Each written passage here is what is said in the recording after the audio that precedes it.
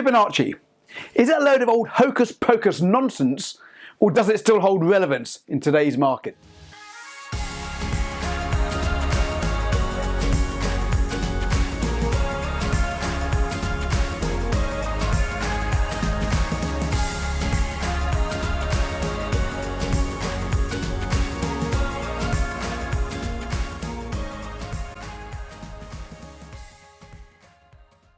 Great question. Is it a load of old hocus pocus nonsense? Well, before I get into the nuts and bolts of that, let me define exactly what Fibonacci is. As we've seen from previous videos, markets are either in a state of trend, that's moving up or down in a particular direction, or they're consolidating, or they're said to be in a range. That's when no trend is in play. Now, very rarely when markets are in a trend do they continue in a particular direction without a pullback or retracement along the way. Now, Fibonacci is a commonly used trading tool that technical traders use to help them predict these retracement levels or turning points in a trend. Now, they'll also use the Fibonacci levels to help predict future target levels where prices may store, giving us an opportunity to take profits or indeed look for counter trend opportunities. That's basically when the trend may be reversing.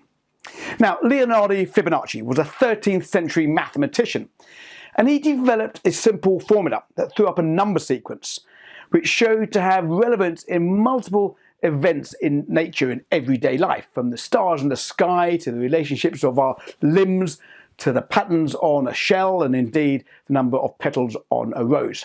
Come and join me on the whiteboard now, and I'll show you exactly where these numbers come from, how they're drawn on the chart, and how to use them in our trading. Come on. Now, the Fibonacci number sequence is quite simple to calculate.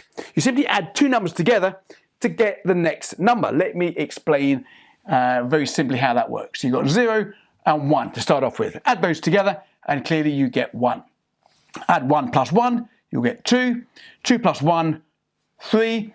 3 plus 2, 5. 5 plus 3, 8, and so on.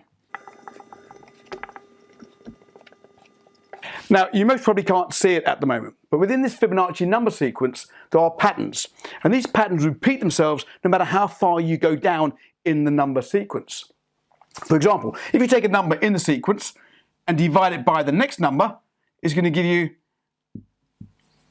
a number that repeats itself time and time again. So 21 divided by 34 is going to give you 0.618. That would be the same if you divide 89 by 144 or 233 by 377. Now, if you take a number in the sequence and divide it by the next two numbers, so for example 55 divided by 144, that's going to give you 0.382, and that's going to be the same throughout the sequence. If you take a number and divide it by the third number in the sequence, that's going to give you a new number. That's going to be 0.236. Now, us as traders, we like to use these numbers as potential retracements. Why? Because it happens in human nature, so why can't it happen in the markets? Makes logical sense, doesn't it? Well, I'll let you be the judge of that. What we do, we multiply these up to give us a percentage retracement. So we've got 61.8%, we've got 38.2%, and we've got 23.6%. Of course, you can do this pattern calculation throughout the sequence and get up other numbers as well. But these are the most common numbers that we use. So I'm going to show you now on a chart exactly why these are relevant on a particular price chart. So, as you can see here, we are clearly in an uptrend. From a low down here, price is moving up, making higher highs, to the high up here. Now, as we know, trends very rarely move in a direction without pullbacks, retracements along the way. And we're going to use our Fibonacci numbers for potential turning points or pauses in that pullback in order to get back in on the trade. So we basically plot our Fibonacci levels by taking a price line from the low to the high and plotting a percentage retracement. So from down here to up here, a 23% retracement, 23.6 retracement will be somewhere like that. And a 38.2% retracement could be down like here. And of course, the 61.8% will be down somewhere like that. So potentially this market, if it does reverse, could find support at the 23.6%. So Fibonacci traders may potentially be buying at this level as potential support. Indeed, it may break the 23.6 and carry on going down to the 38.2. Again, you might find some buyers coming in here expecting this 38.2 to be a level of significance, a level of support, and indeed the same back at 61.8. Some traders will say a break of 61.8 means it's going to continue back to the beginning of that trend. Now, that's one way of using Fibonacci levels. You'll also be using Fibonacci levels for extension levels, for take profit targets, and key reversal levels in trend for counter trend trading and so forth. You will note here, I have not included the 50% level. Now, 50% level is often used by Fibonacci traders in retracement analysis. However, it's not actually a Fibonacci level in terms of the pattern calculation that I showed you a moment ago, or perhaps it is if you divide 1 by 2, which are the first two numbers in the sequence, you get 50%. But as I say, that number doesn't repeat itself throughout the sequence like the other numbers and numbers do as well.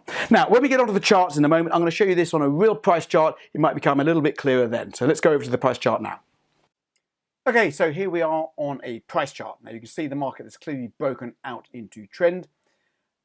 We are looking to enter this trend potentially on a pullback. So we use our Fibonacci levels for potential pullback stalling point. So most broker platforms have a Fibonacci drawing tool. This is MT4, MetaTrader 4, and the MetaTrader 4 Fibonacci tool is this tab here in the top left.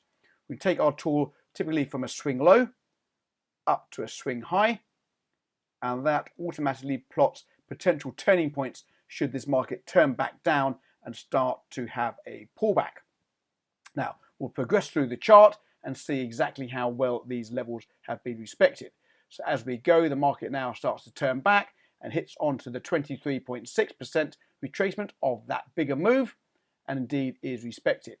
Finally, it has a bounce and then finally breaks through back down to the 38.2%, and again is respected for a while, back up to the 23.6, now down to 38.2 again. You see a lot of respect there, and then breaks through down and tests the 50% zone for a big bounce, and on it goes. Now clearly I've picked a chart here that it works. It would be futile to pick a chart where it doesn't work for this short presentation, but you get the idea. These Fibonacci retracement levels can be very, very powerful levels of a pause in a pullback.